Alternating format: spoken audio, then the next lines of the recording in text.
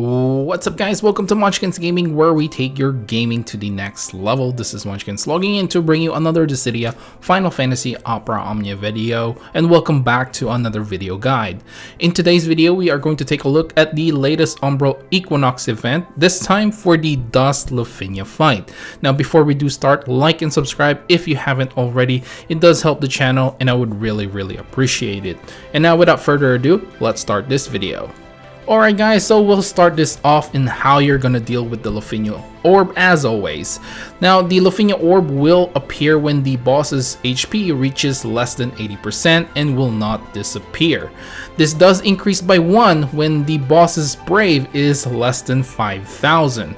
Now characters that can stop this, I suppose their brave from going over 5,000, are characters like Satsar, Waka, and Cypher. Sephiroth and Golbez with their burst effect will do nicely as well. Now as far as the fight and how it works, you will have to deal with 2 stances in this boss as well. You will notice these stances depending on what aura they have. The red aura is the attacking stance, which lasts for about 2 turns, and the second turn is either going to be an AoE Brave plus HP attack or a single target Brave plus HP attack with a 1 turn delay for you. Now these attacks do give them buffs as well, so it's not a long buff, however it is still framed, so it's very hard to just push off, so you will need some sort of dispeller if you want to get rid of it. Now the other aura is the gray aura. This is the quote-unquote starving stance. This can dispel your buffs and will inflict HP poison debuff as well. And speaking of the HP poison debuff, they will auto-inflict this debuff on you when they reach less than 80 and 50% of their HP. Now when one of the boss dies, the other boss will gain about 10% of its max HP. Now one final thing here is that the boss does have some immunity to debuffs such as paralysis, fluke, which is the debuff they inflict on you, lock, sleep, confuse, and terror.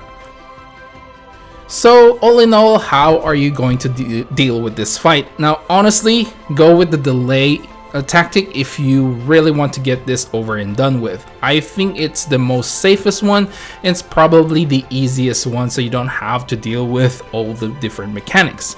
However, if you do want to deal with the mechanics and play the quote-unquote proper way, then you will need some sort of dispeller or debuffer or cleanser as well. Tanks and healers are obviously something that you might want to consider, if you are worried about taking too much damage. However, like I said, I think the delay tactic is probably the easiest way to go, and I would highly recommend doing so.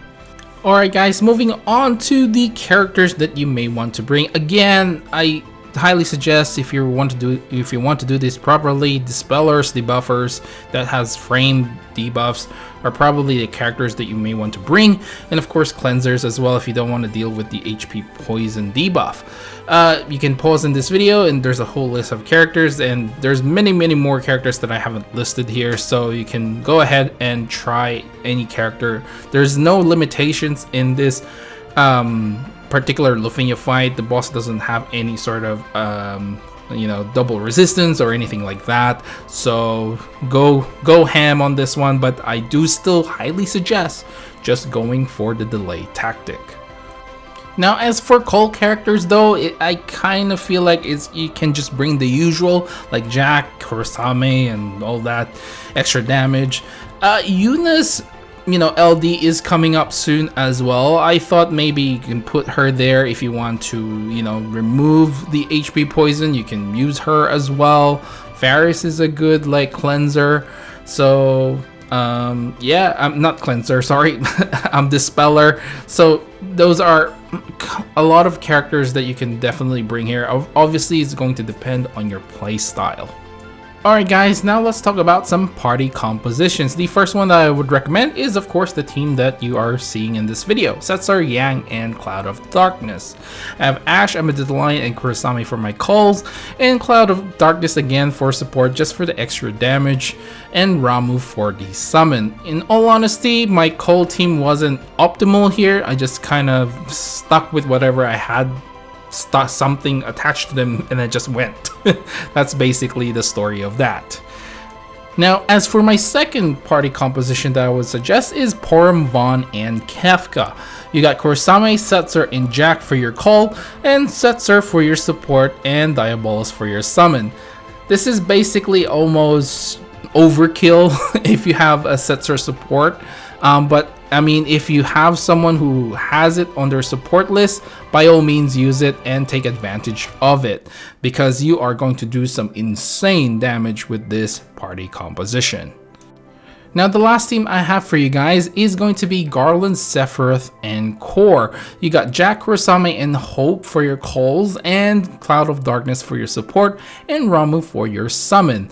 Now, again, if you have someone who has Setzer, ready to go as your support, then by all means use that.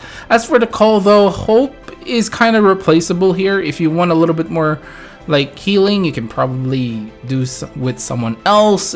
It really all depends on you. At the end of the day, this particular team is going to take advantage of delaying and doing as much damage as you can. Garland is going to be the key character here, and of course Sephiroth with his burst effect as well is going to help you keep on breaking and then delaying the bosses. Alright guys, so we are finally at the end of this video, and of course I'll give you guys my final thoughts regarding the fight before we actually end the video. Overall, the fight itself, I didn't really have any issues. I ended up using Setzer. I have never had an issue. And again, if you have a Setzer friend, just bring that along and you probably won't have any issues. You're probably going to do a ton of damage, especially if you do have Vaughn already, or even just Core. If you have like some sort of like off-turn damage, I mean, take advantage of that. You're gonna do a ton of damage, and this fight was pretty much a cakewalk for me. Didn't really have any issues. I suppose the LUFENIA orb is kind of funny, being that it only increases by 1, so you don't actually see the LUFENIA orb counter going up because it's stuck on that number. Because it only increases by 1, and then if you take a turn it decreases, so it just cancels it out. And the reason why I'm so adamant in suggesting using a delay, so you don't have to see that LUFENIA orb counter actually tick down. So if you can delay them, then you don't have to worry about it ticking too low. So that is basically it, all I really wanted to say regarding this fight. So please remember to click like and subscribe if you haven't already, because it does help this channel, guys, and I would really appreciate it if you share this video as well to fellow Dffoo players who are struggling to clear the LUFENIA fights. And hopefully you can check out my other videos as well, and hopefully that helps them. And make sure to leave down in the comments below what your team was for this particular fight, and of course if I missed anything, please leave it down in the comments below and share your strategies as well. Remember to follow me on Twitter and on Facebook at Munchkins Gaming. This is Munchkins logging off. Thank you very much for watching, and I'll see you guys in the next level.